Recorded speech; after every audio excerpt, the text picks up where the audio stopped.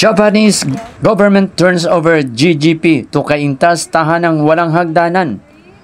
Ang gobyerno ng Japan sa pamamagitan ng Embahada ng Japan noong Huwebes, Oktubre 23, 2025 ay ibinigay ang Grant Assistance for Grassroots Human Security Project o GGP sa tahanang walang hagdanan incorporated sa Barangay Santo Domingo, Cainta, Rizal. Ang TWHI ay isang non-stock, non-profit, non-government organization NGO. Ang GGP ay isang proyekto para sa pagbibigay ng kagamitan para sa pagpapabuti ng kabuhayan ng mga persons with disabilities sa Cainta, Rizal. Sinabi ni Felix Nune Gonzalez Jr., TWHI President at CEO, na nais niyang pasalamatan ng Japanese Embassy ang mga Japanese people. Nagpapasalamat din si Gonzales sa gobyerno ng Japan sa mga makinarya na ibibigay sa TWHI para sa benepisyo at kapakanan ng mga PWD sa Cainta. Nais din niyang pasalamatan si Dr. Angel.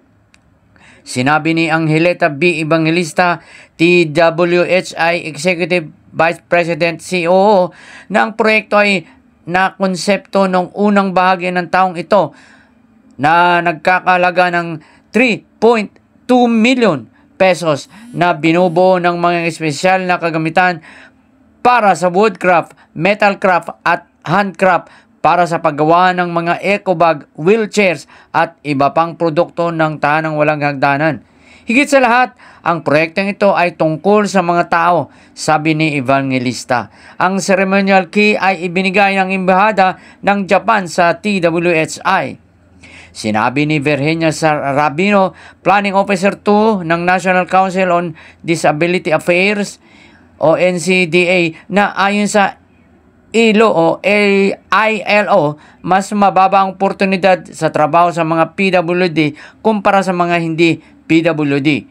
Ang TWHI ay naging konsosyo ng NCDA sa loob ng mahigit 5 dekada. Ang TWHI ay isang aktibong miyembro ng NCDA Executive Committee.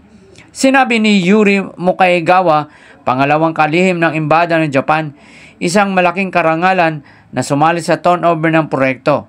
Ang inisyatibang ito ay ginawang posible sa pamamagitan ng GGP kasama ang ODA Overseas Development Assistance, dagdag niya.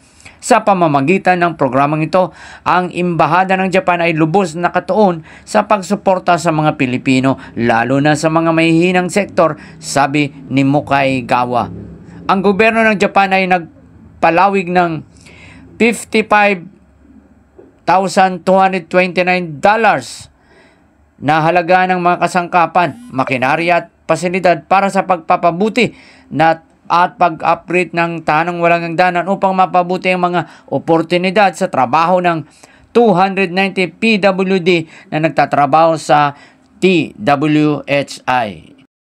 Inaasahan namin ang patuloy na tagumpay ng TWHI, sabi ni Mukaegawa. Sinabi ni Mukaegawa na nag-aabot sila ng tulong sa TWHI bawat taon at sa mga local government units sa Pilipinas. Nagpasalamat naman si Governor Nina Inaris sa tulong na ibinigay ng Japanese Embassy.